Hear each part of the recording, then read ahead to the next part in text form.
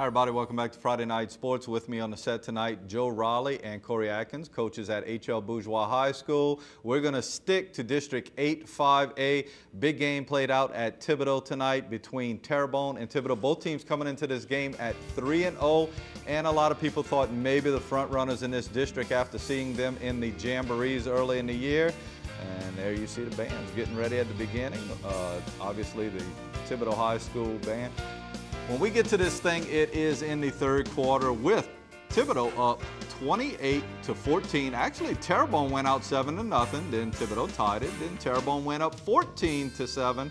Then Thibodaux tied it. And then this young man started to take over the game. And his name is Trevon Reed. And he is certainly a special football player, plays a quarterback position. But there's Terrebonne coming up with a big play right there.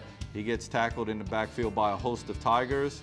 And here's Reed again, and here's an incomplete pass. This is one thing he's doing more and more this year. Last year you saw him taking off with the ball and running a little bit more. He's actually trying to spread it out to the rest of his teammates a little bit more. This is a guy who's special, and Coach Raleigh and I were talking about him a little bit earlier. Dominique Matthews, a good running back for Terrebonne High School who can really make the difference, but Thibodaux has the athletes to kind of match up, and they shut him down right there. Here's Trevon Reed on a keeper around right in. He picks up about 5 yards. And Trevon Reed on another keeper. His way is dangerous back there. He's that Michael Vick kind of guy, and he's pretty special when he's got the football, and he can make you miss. A good pickup. And here he goes for all of it, folks, as he makes a nice run, and he gets the ball into the end zone. Good speed, has the ability just to kind of run by people in the end zone as Thibodaux really starts to pull away in the second half. Thibodaux is a team that in the second half, I just feel they don't feel like they're ever out of the game, that they can always compete, and their defense got stronger and stronger as they get Dominique Matthews in the backfield. Michael Williams throws the ball out to Jared Brown. Now, he had a big first half, actually had the 2 touchdowns on pass plays, but unfortunately not a whole lot for Terrebonne in the second half, as you see a lot of athletes out there for Thibodaux High School. Some last-ditch efforts by Terrebonne High School. A nice pass completion to Damian Brown, but they can't get it done. Final score of this one, Thibodaux 38, Terrebonne 14. Score at the bottom, Destrehan comes back. I'm not sure Arid is as good as they usually are, but Destrehan gets a big win, 35-6. That's going to help Thibodaux's power points on the year. Any surprise in that score to you? Nah, you know, I talked to Coach Robichaud a lot because we do the spring deal with him, and you know, he said he wants to get back to basics. He said his quarterback is not that type he usually has, and he wants to run the ball a little more. So, you know, they're going to get it together, and they still young, so look out for them in a couple more years. They'll be back. All right, next game is a non-district game, but it's an 8-5A team, South Lafourche, who is getting better and better every week. Had that tough loss to E.D. White. They took on Vanderbilt. Before we get to the highlights, there is news to pass on about the Vanderbilt season. Vanderbilt had 2 wins on the year. Unfortunately, I found out today, I got a text this afternoon from someone from Louisiana High School Athletic Association stating that, and I think this has been confirmed, and you guys had kind of heard about it also, Vanderbilt will have to forfeit the 2 games that they won this year. So actually going into tonight's game against South Lafourche, they are considered to be winless on the year.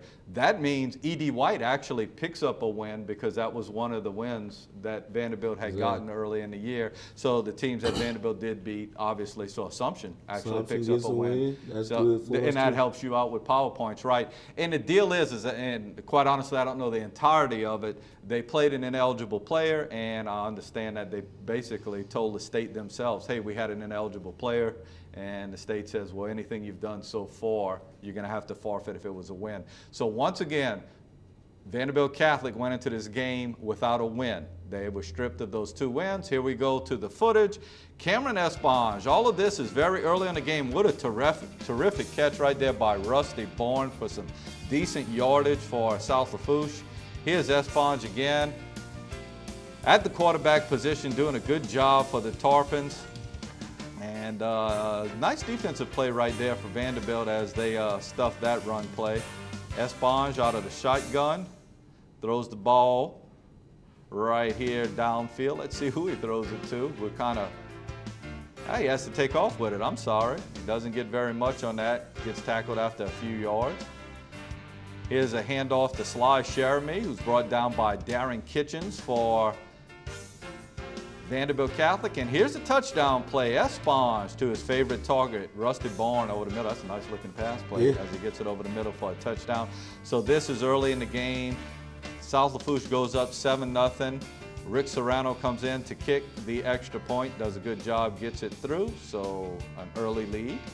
Here Rick Serrano kicks off to Vanderbilt Catholic. The ball is hauled in by Christian St. Martin, and unfortunately he loses his footing right away. But I got to tell you, that field looks a lot better than the fields I saw tonight around Houma.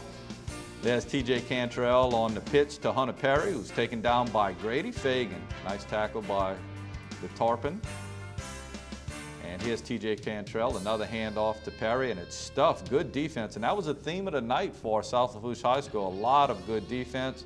Esponge on another throw. Looks almost like the same play to Rusty Bourne. He does a nice job of going right in, but unfortunately, I don't think that this counted. I think there was a flag on the play, and I think it is called back. No, it's not, folks, because they run the swinging gate right here, and they get it in for a 2-point conversion. In the first half, actually in the first quarter, they went up 15-0. At half, it was 18-0. In the second half, Vanderbilt makes one late rally, but South Lafourche scores another late touchdown. Final score, South Lafourche 25, Vanderbilt 7. So a great win for South Lafourche after that tough loss to E.D. White last week. Ellender still winless. They have a tough night against East Ascension. They score in points, a few points anyway, but they lose to East Ascension 49-12. South Lafourche, guys, is a team that last year struggled a little bit, but a team that's got to concern everybody now, I would imagine, right? Yeah, that Bourne kid's an athlete. You know, me and Corey see him every week at the track meets. He's one of the premier long jumper and triple jumpers around here. If I'm not mistaken, this is his first time out for football, so looks like they'll get some of those athletes out there playing football at South Lafourche. We talked about the field conditions. I got to see a little bit of the game over at South Terrebonne Memorial Stadium, South Terrebonne up against Central Lafourche. Boy, you talk about bad field conditions. Hang around, you want to see that. This game was played in the slop, and I would imagine that a lot of people thought Central Lafourche might be the favorite. You might want to stick around to see how this game turned out. We'll have highlights of that after this commercial break.